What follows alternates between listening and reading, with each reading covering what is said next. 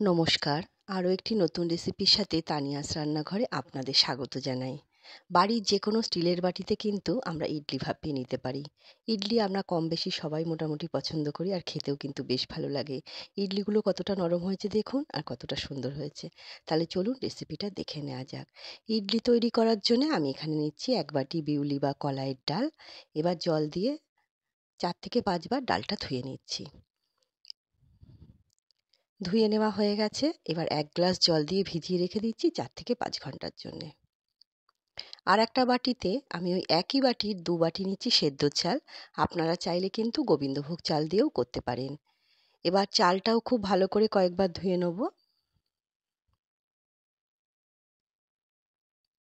ধুয়ে নেওয়া হয়ে গেছে। এবার 1 চামচ মেথি দিচ্ছি এর মধ্যে, দিয়ে 1 গ্লাস জল দিয়ে ভিজিয়ে রেখে দেবো 4 থেকে 5 ঘন্টার জন্যে। 5 ঘন্টা হয়ে গেছে। চাল আর ডালটা কিন্তু মোটামুটি ভালো মতনই ভিজে গেছে। দেখুন, চালটা কিন্তু খুব ভালো মতো ভিজে গেছে। এবার ডালটাও দেখে নিচ্ছি। দেখুন, ডালটাও খুব ভালো মতো ভিজে গেছে। এবার একটা মিক্সিং জারের মধ্যে প্রথমে আমি চালটার একটা পেস্ট তৈরি করে নেব। খুব মিহি করে একটা পেস্ট তৈরি করব। খেয়াল রাখতে হবে যাতে কোনো রকমের দানা না থাকে। সমস্ত জলটা দিয়েই কিন্তু পেস্টটা তৈরি করছি। আমি মেপে জল দিয়েছিলাম 1 গ্লাস। পেস্টটা তৈরি করা হয়ে গেছে। আপনারা দেখে বুঝতেই পাচ্ছেন কতটা মিহি করে করা হয়েছে। ইডলির ব্যাটার কিন্তু একটু মিহি করে করলে ইডলিটা কিন্তু ভালো হয়। এবার ওই একইভাবে আমি ডালটাও বেটে নিচ্ছি। সমস্ত জল সমেতই ডালটা নিয়ে নিলাম। এখানেও কিন্তু আমি 1 গ্লাস জল দিয়ে ডালটা ভিজিয়েছিলাম। ডালটাও দেখুন পেস্ট তৈরি করা হয়ে গেছে। ওই একই বাটিতে আমি ডালের পেস্টটাও ঢেলে নিচ্ছি।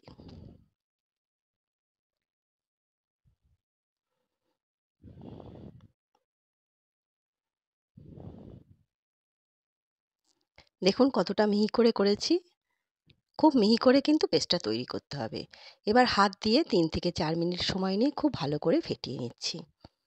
যত ভালো করে ফেটিয়ে নিতে পারবেন, ইডলি বা ধোসা যাই তৈরি করুন না কেন, খুব ভালো মতো তৈরি হবে। দেখুন কতটা হালকা হয়ে গেছে ব্যাটারটা। এবার ঢাকা দিয়ে সারা রাতের জন্য আমি রান্নাঘরে রেখে দিচ্ছি।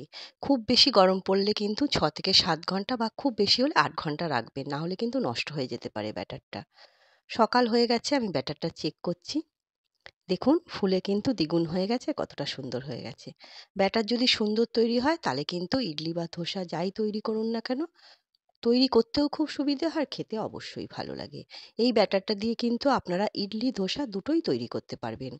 আমি এখন যতটা পরিমাণে ইডলি তৈরি করব একটা বাটির মধ্যে তুলে নিচ্ছি। বাদ বাকি ব্যাটারটা কিন্তু আমি ঢাকা দিয়ে ফ্রিজে রেখে দেবো। ইচ্ছে মতো কিন্তু 2 থেকে 3 দিন আমি ইডলি বা ধোসা তৈরি করে নিতে পারবো। আর যখনই ইডলি বা ধোসা তৈরি করবেন, ব্যাটারটা কিন্তু ফ্রিজ থেকে 1 ঘন্টা আগে বাইরে বার করে নেবেন। ঢাকা দিয়ে রেখে দিলাম। এবার আমি এই ব্যাটারটার মধ্যে স্বাদ অনুসারে নুন আর 1 হাতা মতো জল দিলাম। দিয়ে এবার ভালো করে ফেটিয়ে নিচ্ছি। ফেটিয়ে নেওয়া হয়ে গেছে। দেখুন ব্যাটারটা পুরো একদম রেডি ইডলি তৈরি করার জন্যে। গ্যাস ওভেন অন করে কড়াইয়ে জলের মধ্যে 1 টুকরো লেবু দিলাম, তাতে কড়াইটা কালো হবে না। একটা ছিদ্রযুক্ত থালা দিয়ে তার উপর ঢাকা চাপা দিয়ে গরম হতে দিলাম। 3টে স্টিলের বাটি নিয়েছি। এবার বাটিগুলোর মধ্যে তেল ব্রাশ করে নেব, তাহলে কিন্তু ইডলি তুলতে খুব সুবিধা হবে। বাড়ির যে কোনো বাটিতে কিন্তু ইডলি ভাপিয়ে নিতে পারবেন। ইডলির জন্য আলাদা কোনো ইডলির ছাঁচের প্রয়োজন পড়ে না।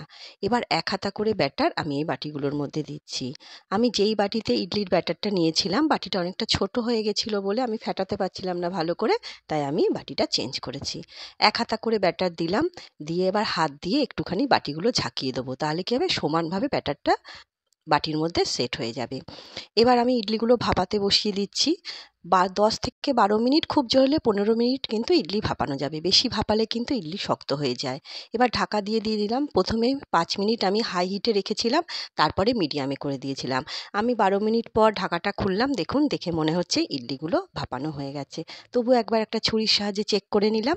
এবার ইডলিগুলো একটুখানি ঠান্ডা করে নিয়েছি। এবার ইডলি তুলবো। একটা হাতার সাহায্যে কিন্তু আমি এইভাবে ইডলি তুলে নিচ্ছি।